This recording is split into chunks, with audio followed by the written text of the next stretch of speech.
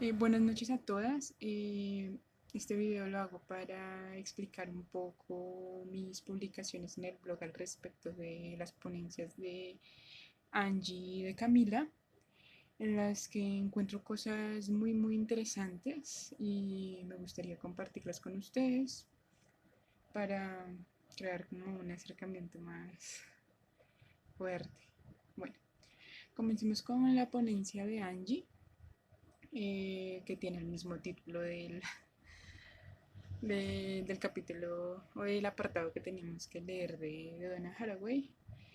Eh, Ella plantea una pregunta muy interesante allí, ¿hay que fundamentarse primero teóricamente sobre lo que dicen algunos filósofos ilustres y si luego pensar de forma situada o al contrario? Eso es algo que me ha parecido o me parece muy complejo de pensar, porque un poco por la formación en filosofía que hemos tenido dentro de la carrera, que es una formación que apunta a que nosotros no, apunta a que nosotros digamos que desarrollemos ciertas habilidades concretas y tengamos cierta rigurosidad con el pensamiento a partir, digamos, de un canon filosófico, del manejo de ciertos autores o de ciertos problemas que se han pensado a partir de la historia. Eso, pues para mí ha sido muy complejo de entender porque yo siento que el pensamiento o el desarrollo del pensamiento va muchísimo más allá de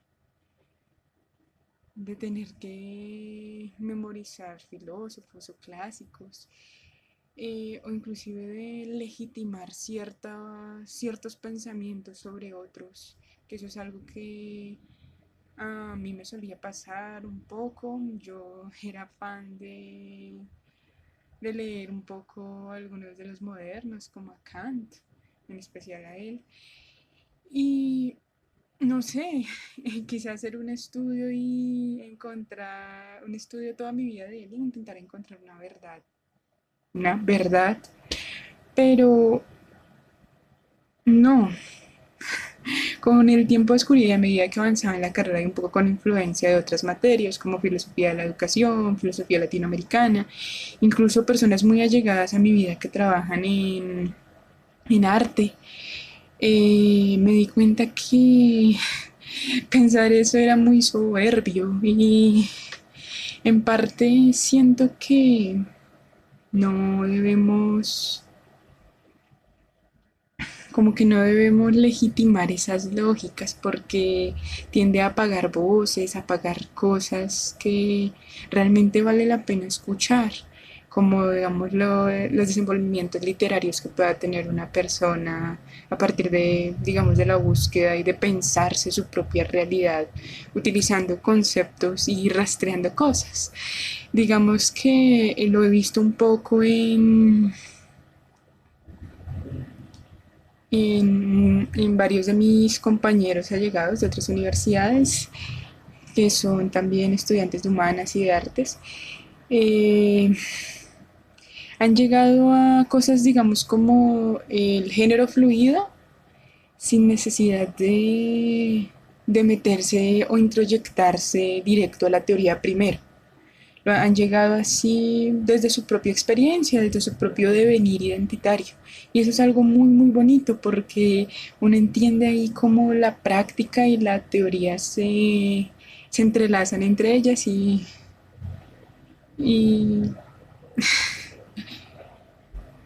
y realmente creo que esas construcciones se vuelven valiosas de por sí y es una forma situada de pensarse estos problemas de la ciencia, de la filosofía, de las humanidades en general, no de manera universalista, que es una crítica que aplica muy bien Haraway en el texto, sino de una manera que mire las particularidades y mire cada una de las situaciones.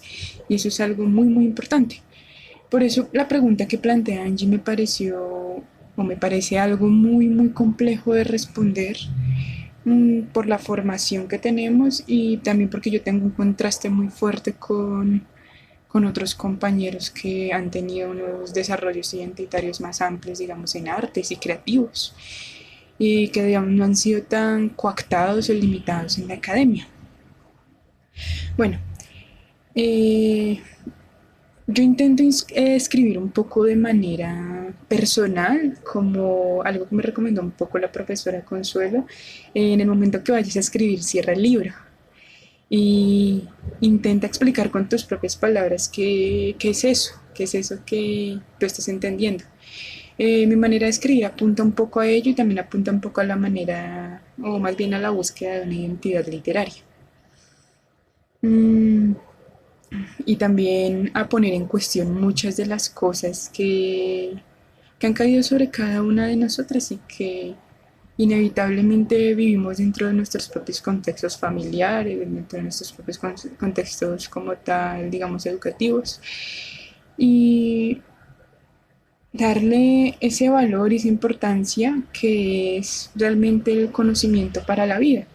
Yo soy alguien que cree que la filosofía o la formación debe ser precisamente para entenderse uno en la vida y para configurar nuevos horizontes de sentido, explotar el discurso y abrirlo, diseccionarlo. Y creo que esa es una gran oportunidad de hacerlo, pensarlo desde lo situado, como en la propuesta de Haraway, que yo siento que ella apunta en varios de sus ejemplos como a esa búsqueda que no aleje ni excluya ni siga dentro de una dicotomía de lo que está bien o de lo que está mal y dentro de una soberbia terrible. Eh, digamos, bueno, aquí ya voy a pasar a la segunda ponencia, a la ponencia de Camila Torres. Yo personalmente con esta ponencia hubiera querido que ella ahondar un poquito más en esa metáfora de la visión y que nos desplegara más su percepción. A veces siento que su voz se pierde un poquito y siento que la lectura es un poco compleja. Es mi percepción, no. Eh, digamos que me fascina mucho esa metáfora que ella pone de ese ojo o esa vista que viola al mundo cuando lo estaba leyendo. Me imaginaba lo que nosotros consumimos, digamos, en las redes sociales. Constantemente estamos siendo bombardeados por diferentes cosas, por diferentes imágenes que constantemente consumimos, pero no sabemos leer y no sabemos qué, o sea, en cierta medida no tenemos como la noción del impacto que ello pueda llegar a tener en nuestra propia vida. Eh, eso me parecía muy curioso de la metáfora y también porque se establece como una forma de ver y de configurarnos a nosotras mismas.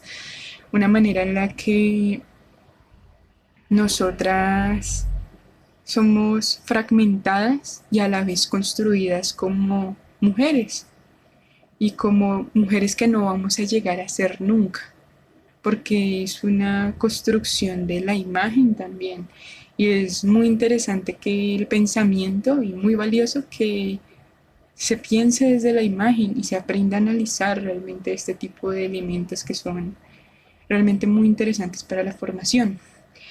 Eh, bueno, en ese también intenté agregar un pequeño video, un pequeño video que estuve explorando durante las cortas vacaciones que tuvimos, ese mesecito en el que comenzó todo esto, eh, en el que yo siento que ahí está muy marcada la dicotomía, pero ya más a nivel identitario. El cómo me construyen, no solamente el cómo me construyen, sino el cómo debo ser y cómo debo comportarme. Y, y asimismo, cómo yo me voy adjuntando a esas lógicas que me van produciendo un malestar del cual a veces es muy difícil darse cuenta de ello. Bueno, otro punto muy interesante que nombraba Haraway en su texto, que me pareció que se pudo haber ahondado un poquito más también en ello, o haberlo nombrado, es esa parte en la que ella dice que nosotros no aprender a pensarnos desde el privilegio es muy, muy difícil, pero aprender a no romantizar, digamos, la idea de los que son oprimidos, de los que son subyugados al poder y no como intentar invertir esa lógica eh, es muy importante porque en eso tiene que ver, ahonda mucho la responsabilidad según mi noción.